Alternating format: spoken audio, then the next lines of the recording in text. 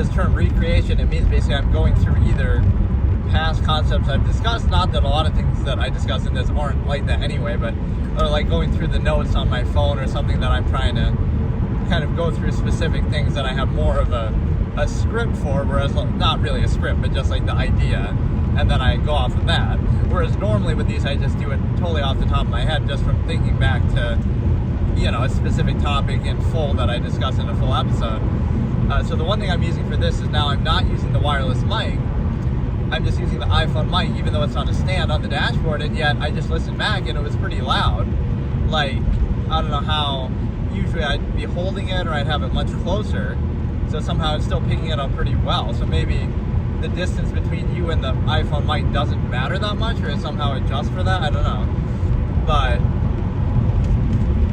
yeah, here I'm going to go through a whole bunch of just different random concepts, and this might be a better way to do it because those full episodes are a little bit difficult to do.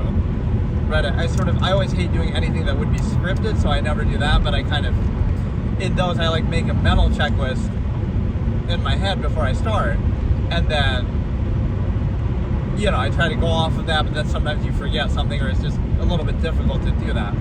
And so, again, like you think about functionalism or zero-sum practice, right? Something that you'd be doing. So an absolutist objective point of view, a lot of it is concerned just with truth or with results, right? So this would be like a premise for absolutist philosophy in part, that you should be able to think objectively fully about everything, which is the natural state of a human being, and the ability to think is what defines human beings, right? Not the heart, not emotion, not anything else that's irrational ways to bypass it. What separates human beings from animals and anything else would be the ability to think and self-awareness. So that should be paramount, and anything that prevents it or undermines it is negative, even though a lot of the whole purpose of society is to undermine it and try to distract you and overcompensate and kind of herd you like sheep. But the thing is, let me listen back to a second of this.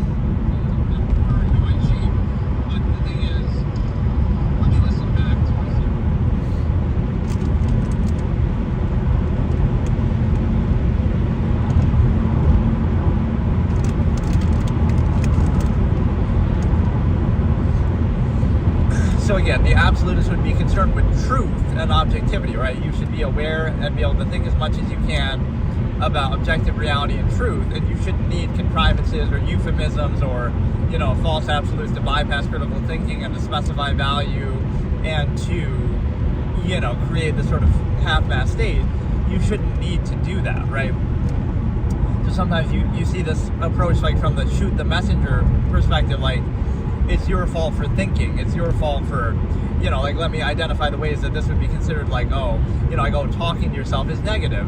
But I have that quote from one of my kind of role play type characters that, oh, you know, yeah, talking to yourself, it's called thinking. You should try it sometime. Like, that should be fine. It's the same thing like what I'm doing now or what people do anyway. Like, right?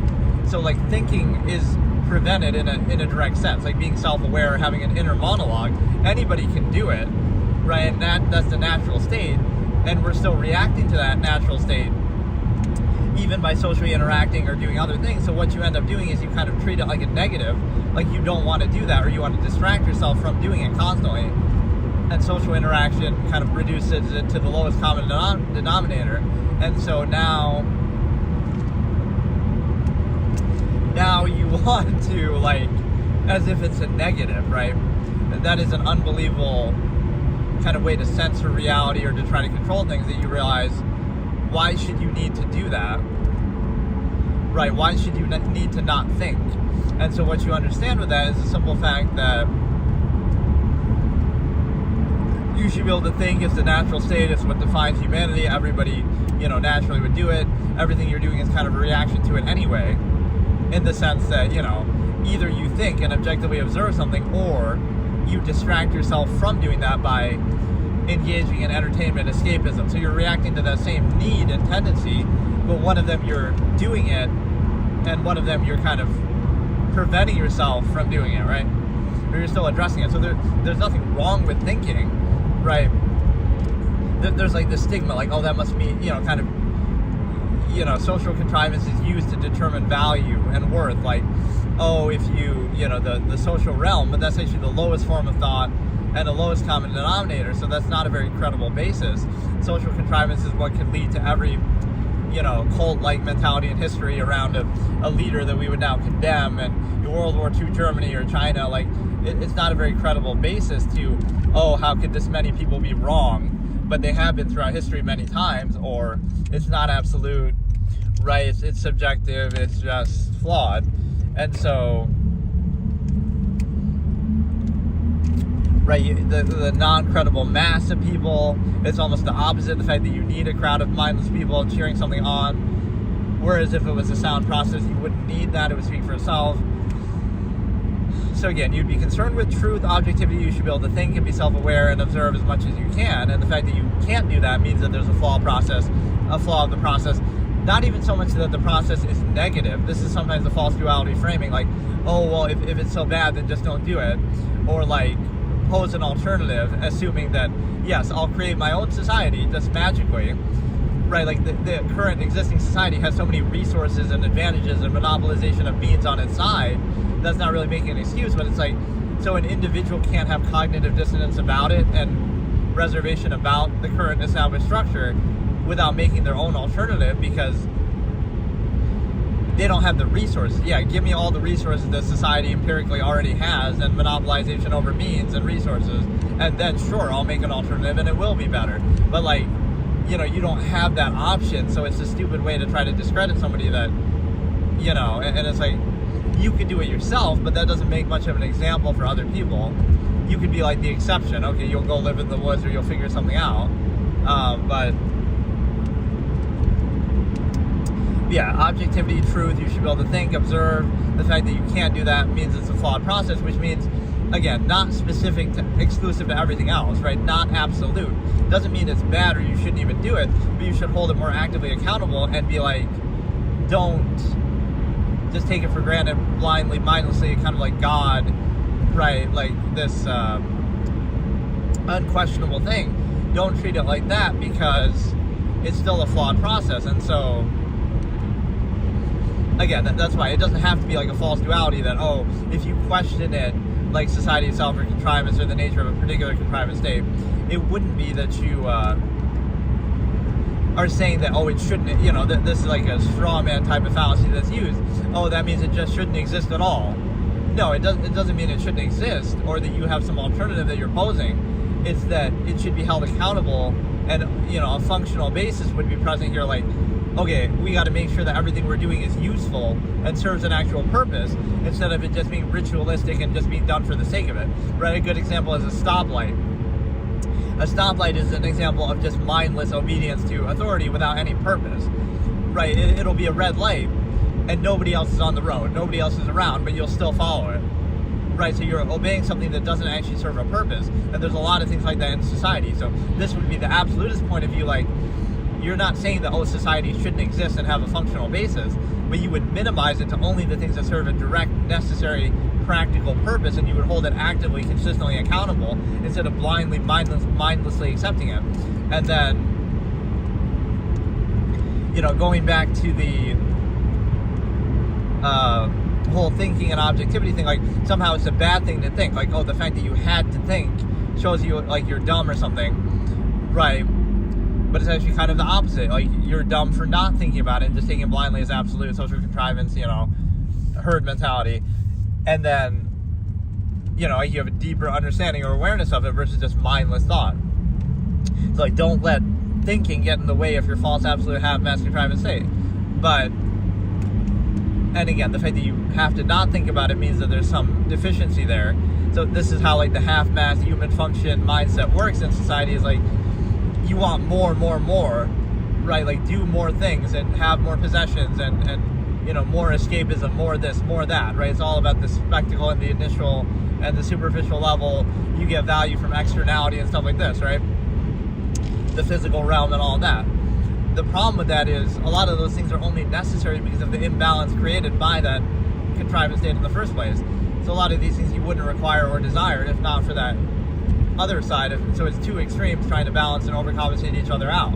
And so you might have a minimalist approach, like let's have, this would be the logical basis to minimalism, is you want everything to be a sound, consistent, sort of perfect, not even, literally, but like have a sound, consistent, rational basis where you can think and appreciate it deeply, fully about everything, but you'll have less, right? You say, we can't think about everything because that would get in the way of doing it. But why should that get in the way? That means what we're doing must not be so perfect or absolute. So you would have less, you would do less, but you would do it with more intention. You would do it fully, right? You could think about it, be fully aware of it. You wouldn't have to be overextended, like, we have to not think about this to justify doing something else, to overextend, in this mass-produced world. Instead, you would be, be minimalist and like, you don't have to do any, you do much less. Do as little as possible and rationalize it fully and be aware of it fully and be objective about it fully. So at least it's a sound process, not that, it's an unsound process that we distract ourselves from adequately or overcompensate for and this and that. And then,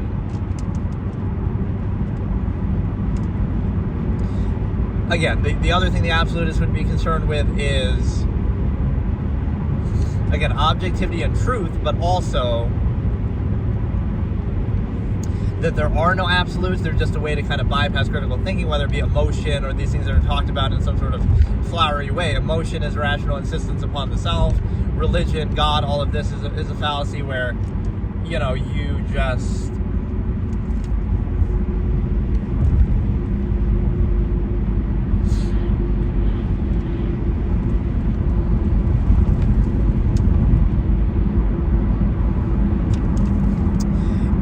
it's the same subjective issue, right? Throughout human history, no matter the number of people, 1 million people might have believed one thing that was completely false or ended up being a negative leader or whatever, right? Not a credible outcome. So you'd say people, no matter how sure they are of something, have been wrong about various things throughout history and even now. So they're not credible, right? People are not credible. It's arbitrary, it's subjective, it's one subjective voice versus another. And so they're all discredited regardless of the number of them, regardless of the certainty of them, regardless of anything, right? So how do you usurp that, right? You say, it's God saying it, not a person, because you could always trace it back to an origin point. It's like, who am I or who are you? It's just some random person. But if you go back in history, everybody was just a random person, right? Who just came up with some idea or just did something randomly. We might not think about it because we just mindlessly accept it because it's preconceived, and we treat sometimes history as absolute that way because we weren't there to witness all its imperfections and subjectivity that we would focus on now, right? So again, I always say this, like, if someone was to present a new idea or way of thinking or worldview or lifestyle or whatever to you now, so it's like you don't critically think about something like that you take for granted, but if that same exact ritual or tendency was presented to you now, as if for the first time, you would question it, whether it be holidays like Thanksgiving, like, why are we doing this? You do it just because it's been done before and you're preconceived. But if, again, let's say you didn't celebrate, like that didn't exist, and now somebody introduced that, right, you would reject it or question it or critically think about it. So you're just mindlessly going along with whatever is established and treating that as an absolute, but there's no actual value there. So you could look at the basis of value behind something. Is it just, it's preconceived? But then anything could be preconceived, right? Like anything could have been established 1,000 years ago. That doesn't make it absolute or right. That just means that some random, people randomly decided to do it. Subjectively randomly decided to do it. But now, because they've done it for that long, now it suddenly has some special value. But it's arbitrary. They could have done something else. They could have not done it, right? You could do something different now. It's not an absolute, right? So it becomes just mindlessly accepted. Or again, other ways to present a basis of value, like there is no actual sound basis of value, would be a premise here. So it's just based on preconceived notions, which could be anything could have been established. Anything could be existing power structure, authority, etc. Anybody could be, another basis of value I always talk about is the nearness postulate, where based on its proximity to you, so it's like the non-base of self, like family or your local environment, you would place value on that just because in terms of, because it's proximity to you, so that's interchangeable too. If you had a different family, you'd love them just as much, so it's just the amount that you're exposed to them, or the fact that you didn't choose it, so you just reinforce it and overcompensate. So, your nearness geographical area, your best friend and this and that and your soulmate happen to be in the same geographical location. Like, So it shows you're trying to pose these things as an absolute, right, based on their proximity to you, but they actually have no basis of value because it's interchangeable and arbitrary. If you were born somewhere else, you would value that. So it's not to negate it, but it's to say, can you really treat it as absolute or place such a strong sense of value on it when you know the basis of value is nothing? Because whatever pretense you would say, oh, it's based on, oh, your soulmate's so good looking, or the good personality, or your friend's so funny, or something, but you haven't experienced everything to be credible in that way. Have you interacted with all 8 billion people on the planet to be able to say that, oh, by this criteria of them being funny or blank, whatever you use to describe and the pretense you use, like even your family, you haven't had that same experience with everybody else on the planet to be able to justify that they're the highest by that standard and accountably the best by that criteria. So what it really shows you is you're just insisting upon something that you didn't choose and using emotion to bypass that critical thinking that would hold it accountable to a standard, whatever that standard is you define for yourself. But whatever pretense you would use, you realize, oh, it applies to them, but it could apply to countless other people too. So there's no actual base of value there. So it's just a form of bypassing critical thinking. So you realize, again, there is no base of value. It's the non-base of self. You're just insisting upon yourself and that which is nearest to you, even adverse to potentially that same self-interest or base of standard of value that you supposedly have, right, that you would pose if questioned about it, like, oh, it's because of blank, they're so nice, they're so good, but, right, you wouldn't be credible to say they're the nicest or the best. So then by that same criteria that you value them, there could be countless other people all around the world. So at least that awareness of it would create the cognitive dissonance not to specify it and not to treat it as an absolute. But that's a way to sort of trick the mind into not having standards, because, right, you settle for something in your near environment, but you have to trick the mind into thinking it's absolute to value it, false absolute to value or to specify, being the logical razor there that I talk about. So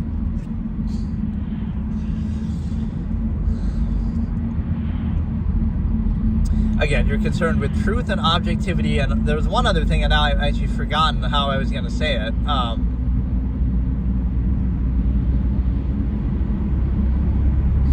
Right, you should be able to think fully. You shouldn't need to hide from it or anything like that. Again, there's no shame in thinking. It's not like, oh, inability or stupid that you had to think. Like treating thought like a specified, personalized thing, even though anybody can think. Anybody can be objective, so ideas aren't necessarily personalized, right? Treating as like a stigma or a negative, and so it's kind of like, and using that low form social contrivance basis as a base of value, like,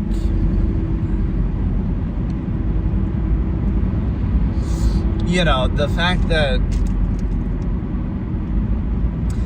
you would have, again, like some stigma with thought like it's somehow a bad thing, or the fact that you have to do it, or it'll be projected like, oh, being pensive or self-aware, like all the ways that this would be condemned, like, oh, it's like talking to yourself like you're crazy or something like that, or writing ideas down, even though, like journals and the same concept, or fiction comes about the same way, and all of this, it's like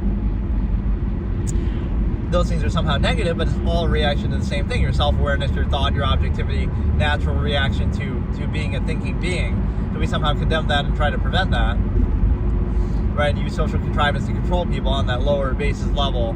That's the only noteworthy thing about social contrivance, is it's a low form of thought that's consistently accountable to social contrivance externality, such that it can be easier to be controlled. So we somehow are taught to fear that, like, oh, well, somebody thinking and being objective could lead to them doing something negative.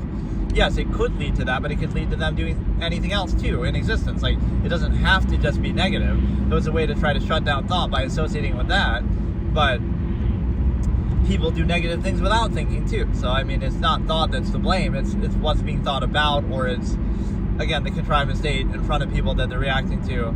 So, you're sort of shooting the messenger, right? Like blaming the eyes for what they see, blaming the mind for what it observes, right? You try to specify, personalize what could be objectivity in thought. You try to condemn thought. You try to, everybody could have an inner monologue, self-actualizing, self-aware, but that's somehow negative because, oh, it gets in the way with half-mass zero-sum function. So you sacrifice the mind for the body, and overcompensations and possessions and, you know, physical function, instead of doing the opposite. Okay, sacrifice the physical function so that your mind can be intact and self-aware and not limited, even if you're in a more minimalist physical state as a result. So that choice is kind of pressured on you, but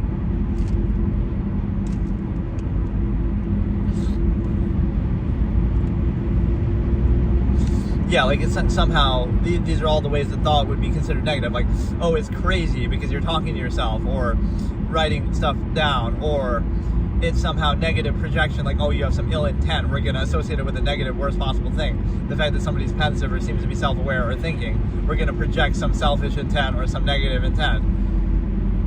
Or we're going to just any deliberate self-actualizing intent.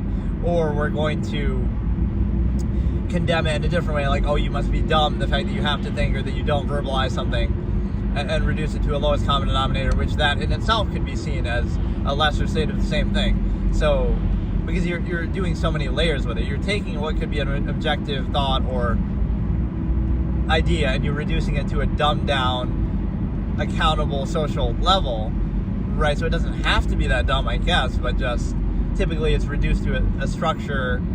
And right, there's a lot of just ego insistence upon the self and the myopic. So that's the difference. It's like, it's not your fault for being an ignorant human being, because everybody is. Like, we know only a fraction of the human collective of all knowledge that humans possess collectively. And even that collective is only a fraction of everything that we could possibly know in the universe and all of that. So it's not your fault for being in that state, but it is your fault for being ignorant, in the sense that, or I mean, for insisting upon it and being so proud of it and associating it with your ego and defining value that way, instead of rejecting it or being self-aware or counteracting it and saying, well, you happen to value these things because you're familiar with them, but there's no actual base of value in that, right? You could have been familiar with something else, or you could have not been familiar with this, right? So it's not even really your choice, so you're insisting upon non-choice reaction, and you're insisting upon your own ignorance in a way, like, what you are familiar with is more valuable, what you aren't familiar with is less valuable, right? But that's the unwillingness to be puzzled. People would prefer a false absolute over uncertainty. And so there was one other part of that definition that I'm surprised I can't remember.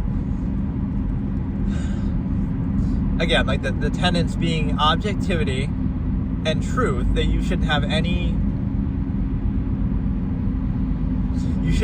inhibition about doing that, right? And the fact that you have to be restricted in the ability to think would be invalidating the fact that, again, in order to accept this, you have to not think about it. That's kind of what religion does, like, oh, you're a heretic or you can't question it, right? So the way to believe is to not think about it. Then it's okay. And if you think about it, you're the problem. Like the emperor has no clothes fallacy. You're not one of the anointed, so we question the observer. Not that if something is truly absolute or valid or credible, it should be able to be questioned as much as possible and hold up to that if it's really valid or sound, especially absolute. So you attack the observer, like, oh, it's not the fault of what you're observing, having a flaw or being imperfect or not being absolute. It's your fault, right? You're the problem for questioning it, not the fact that it can be questioned and may have a flaw and could be observed that way. So you could do that with anything, and then you trace it back to, oh, even the people who came up with these ideas, they're subjective and they're flawed too. So,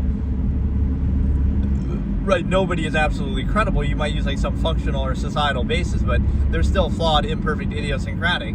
Just because they're good at certain things or they succeed in a certain way, right, that gives them some functional credibility, like, okay, they can be in charge of a company based on that or something like that, but it doesn't give them an empirical basis to tell others what to do or what their, like life purposes and stuff like that. There's no level of achievement that we can do that, or then it would be a zero-sum process, and it would be blind acceptance and based on that, which people reject that anyway, like, oh, Elon Musk is very accomplished, but,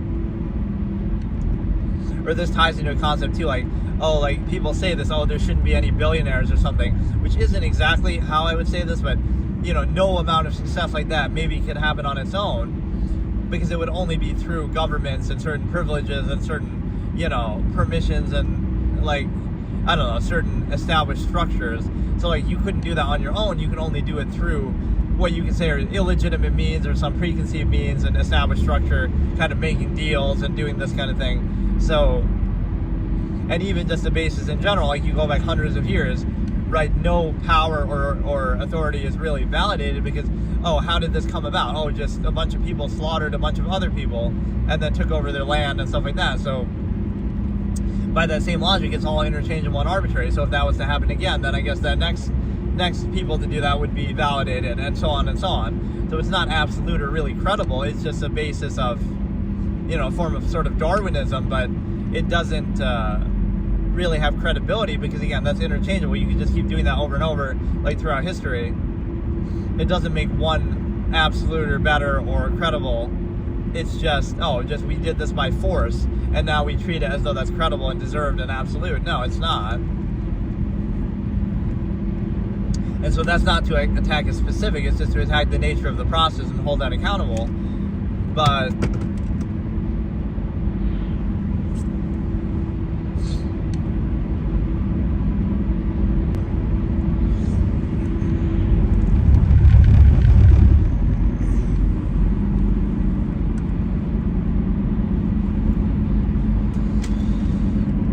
what was the other point? I was trying to do the definition at the beginning, and I honestly forgot how I said that originally. Like, okay, you would be able to think and be objective and be,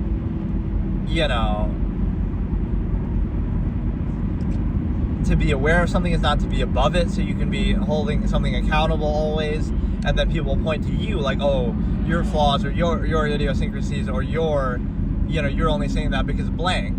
But then somebody else is only saying what they're saying because of something too, right? They're not immune from that. So we treat the established contrivance as absolute, like, oh, you're only questioning contrivance because you lack the ability to deal with it or something, right? It's your deficiency. So in other words, then an established contrivance is absolute, it can never be questioned. You'll attack the observer, but they're only reinforcing contrivance because they've been indoctrinated to it and they rely on it for zero-sum means, or so you could discredit everybody that way. So but the side that wins by established structure, reinforcing it is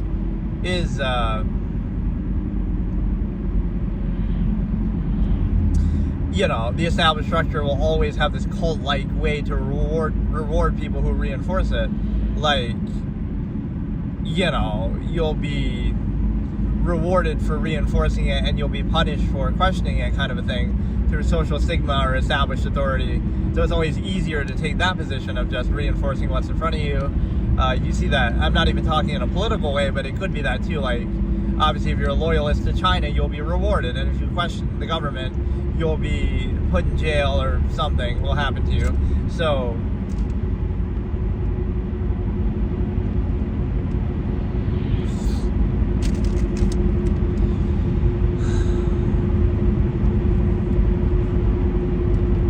yeah, let me try to finish that whole defining part at the beginning. I don't know why I had an exact way. Sometimes I have these exact phrasings that I do, like a logical razor, that are just like kind of very signature to my style. So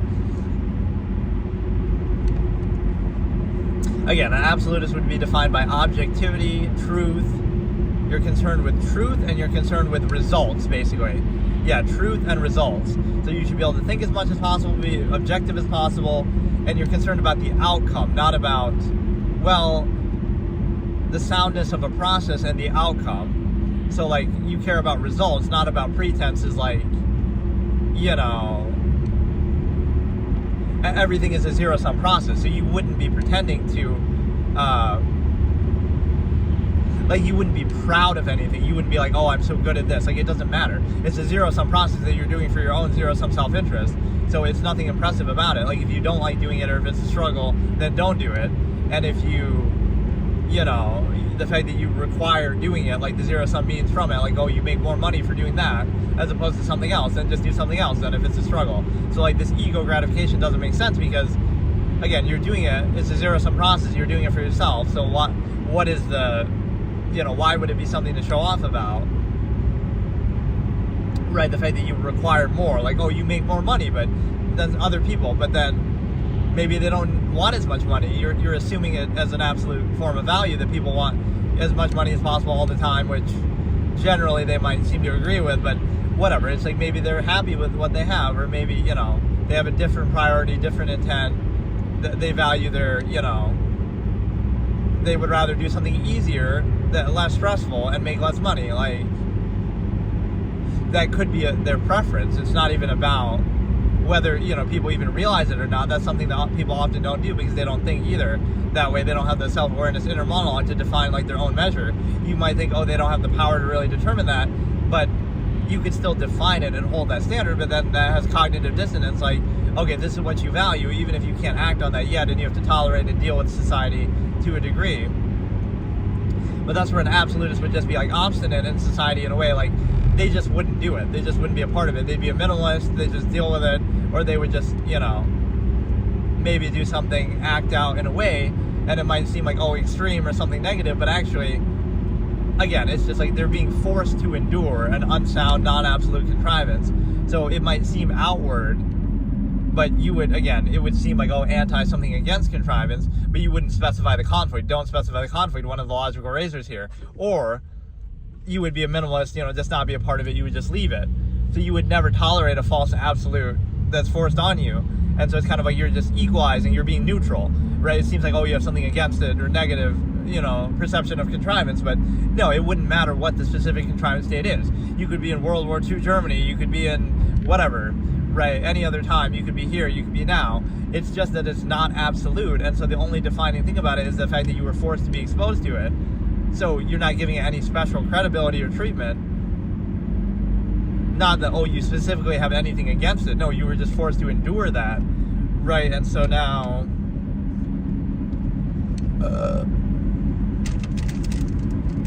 that has less credibility because, again, you're forced to endure it. And so what that means is you could have been forced to endure anything. So it's arbitrary and interchangeable and doesn't validate it at all. But yeah, people insist upon it. Again, that's the key thing too, is like, it's not absolute. Even if you want to make a functional argument, which people sometimes rely on, it's like, okay, it's useful to give up the ability to think. Not that you should even have to do that. Because, oh, you know, there'll be some basic things like, okay, so people don't kill each other, we have laws and stuff like that. But then it becomes so overextended beyond that. Like, would you say every single law that exists is really necessary? It becomes so overextended that, like, every area of life, every little thing is being watched and monitored and restricted, right? That's where the credibility falls apart. And so now you understand that, you know, contrivance has a way of just insisting upon itself, such that an absolutist would remove the need. Either they would remove the need for contrivance, like they're trying to get to a state where they don't need it anymore, self-governance, stuff like that, but also even a process itself. Like, you do such a good job, like you make a medicine that's so good it cures everything, and now you don't need doctors or the medical field anymore, right? That would be really the goal, instead of, oh no, they have a need to insist upon themselves and preserve themselves, right? That would be the absolutist, like, negative perception. The absolutist is going to put everybody out of work because they're going to cure every disease. And so what would the medical field react to that? Oh, that's a negative, that's a bad thing, they're a bad guy. Even though the net result is a positive, right? Any positive, like progress always leaves somebody behind, right? I had some whole speech on this, like, progress always leaves someone behind, so that's going to seem like a negative to them, even if it's a net positive by the same process. Or, you know, it'll render, like technology does this, render people obsolete. So you'll blame the technology. Oh, the kids on their phones and stuff like this. But it just shows you, don't blame the phone, blame people or the perception. Like, why are you so boring that they prefer their phone to you? Or, you know, you have the infinite objective internet, infinite resources, all of human history and knowledge and collective information, versus, oh, your subjective, stupid, shitty self, your initial self, right? Would you rather have one random dumb clown with their limited worldview and perception who places undue emphasis on themselves? Or would you rather have an infinite objective collective of the same people, even too, right? Other stupid subjective people, but just not limited to one. So at least you have the choice, right? And you have way more at your disposal. So it'll seem like, oh, desensitized or negative, but like giving people options is a negative, right? Having technology be more efficient than people makes people obsolete, but that's somehow negative. Again, giving people options like the internet and all the information in the history of humanity at their fingertips is somehow a negative, because it renders the specific individuals like, oh, that now they won't talk to other people as much, because they have everything at their fingertips, the whole world, even other people at their fingertips. From that, it's like, so that resource is so good, even by the same measure, right? Resources, more options, renders the nearness posture and what you had to settle for obsolete, or the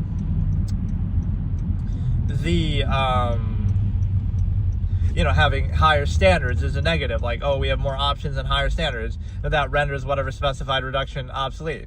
So it's not even a negative thing against the specific. It's like, oh, everything has to overcompensate. And so that's the whole purpose of social contrivance and undue emphasis, is the fact that you're basically able to, you have to place undue emphasis, because it's like, why are we doing this one thing instead of anything and everything else, exclusive to everything else? So like everyone or every institution structure will insist upon itself, like, oh, use our bank instead of just keeping your money under your mattress, or use a bank in general, or use this bank instead of that bank, and this and that. And so it's based on monopoly power already established, but you try to reinforce it in a certain way that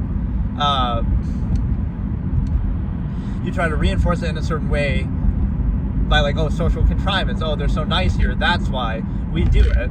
So that's arbitrary, subjective, right? Whereas you'd be neutral to expose the nature of the process and whether it's sound or not. So there'd be no undue social contrivance emphasis that bypasses critical thinking. It would be a sound process based on logic and reason and function. And if negative by that observational basis, then, right, you would reveal it.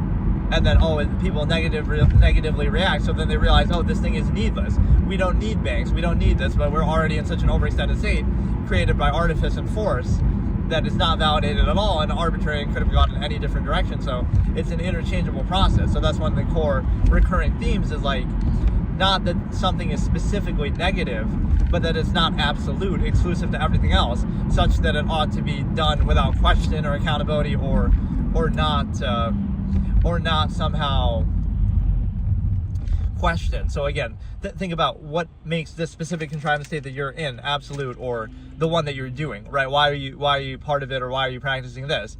Is it because, oh, it's absolute, or is it because it's just what you've been exposed to? So if you were exposed to something else, you would have done that, especially you're indoctrinated in youth to it before you can critically think for yourself.